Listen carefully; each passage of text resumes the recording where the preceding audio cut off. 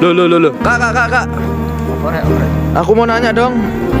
Di Macung itu ada mata kuliah manajemen keuangan nggak? Ada. Nah, di situ belajar apa aja ya kalau boleh tahu? Oh, jadi gini guys.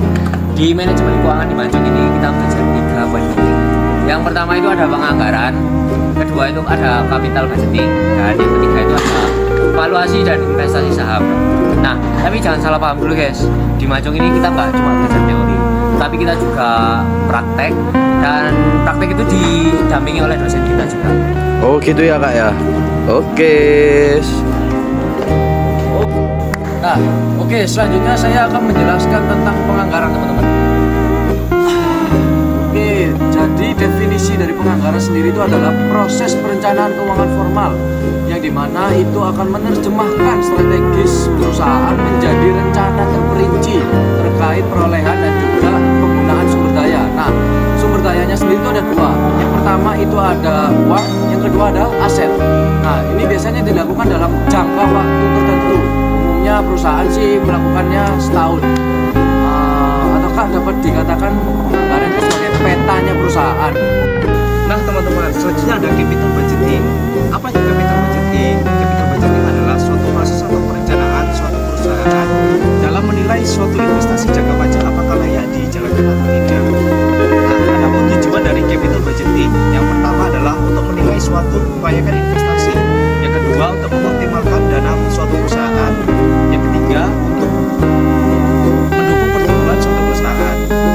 Nah, ada pun contoh dari capital budgeting.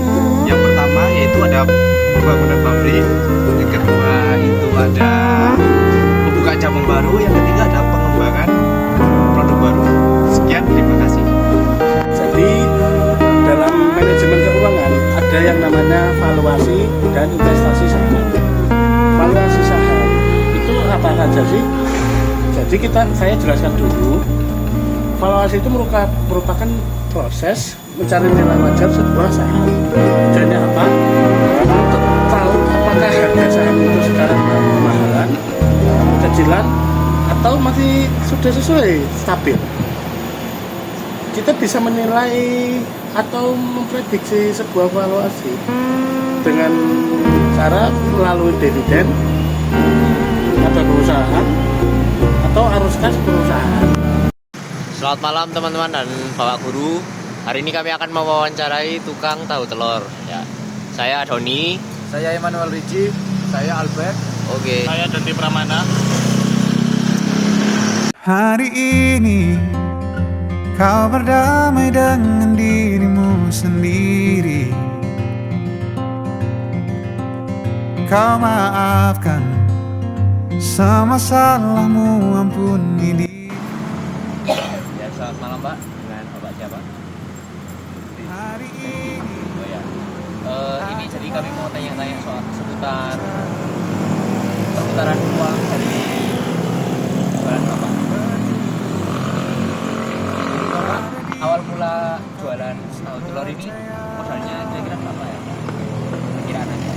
Berapa juta? Semuanya dia berapa? Sekitar juta. Oh ya, baik. Pengeluaran Bapak per bulan itu kira-kira apa aja ya Pak? Bisa disebutin beberapa mungkin Pak? Sekolah itu kira-kira per bulan itu jajannya berapa ya? Kan sekolah.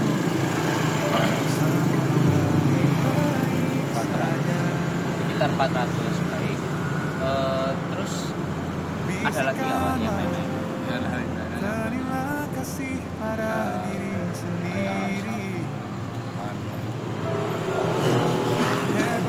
Untuk bahan baku tahu telurnya mungkin Pak. Iya, itu telurnya kira-kira per bulan itu Bapak habis berapa ya? Ya kalau saat ini kalau sampai 200.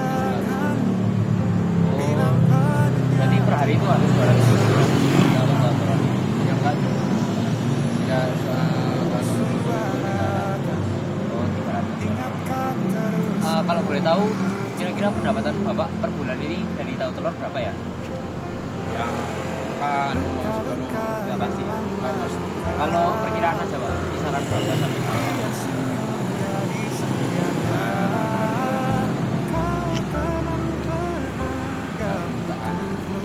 sekitar sejutaan. semua baik-baik saja. Mungkin segitu juga. Iya. Terima kasih ya Pak ya. Foto ya.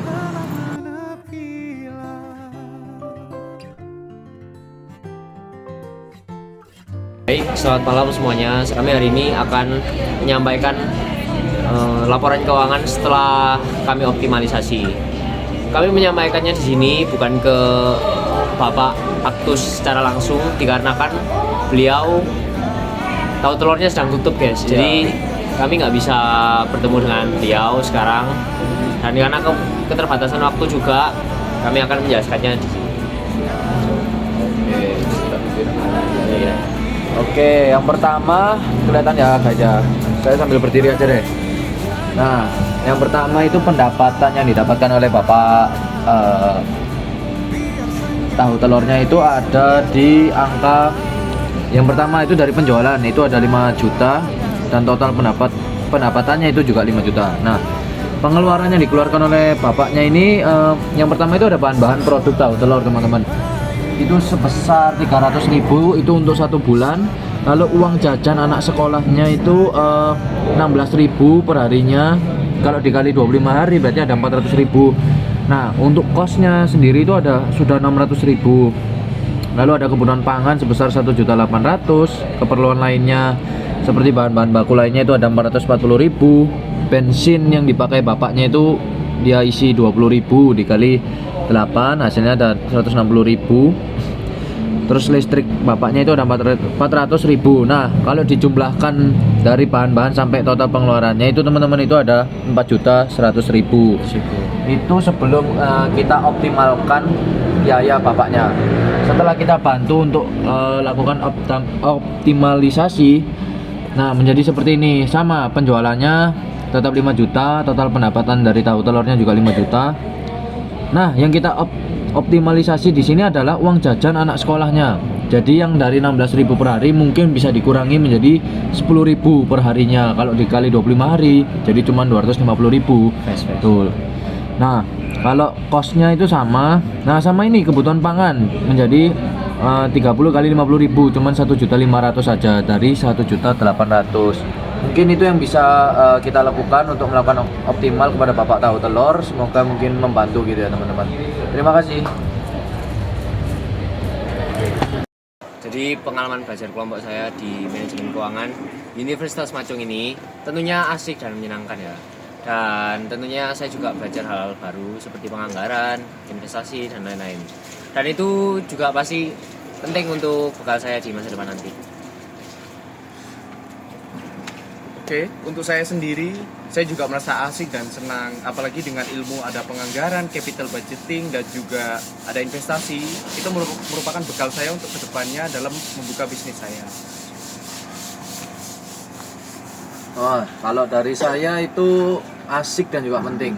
Kenapa asik? Asik itu karena kita mendapatkan tantangan bagaimana cara untuk menghitung keuangan perusahaan. Terus penting karena nanti kedepannya apalagi anak-anak manajemen ya kan pasti kedepannya mungkin mau bikin usaha atau bisnis. Nah, kalau nggak bisa menghitung keuangannya sendiri itu kan pasti usahanya bakal bangkrut. Jadi 2 poin itulah kalau dari saya. Lalu dari saya sendiri selama mengikuti manajemen keuangan bersama kelompok 1 semester ini begitu penting untuk saya pelajari sebagai bekal masa depan untuk pekerjaan bahkan dalam kehidupan sehari-hari saya. Manajemen keuangan ini juga mengajarkan kita soal mandiri dan juga keberanian untuk berani melangkah lebih maju ke depan. Oke, sekian dari kelompok kami teman-teman. Terima kasih.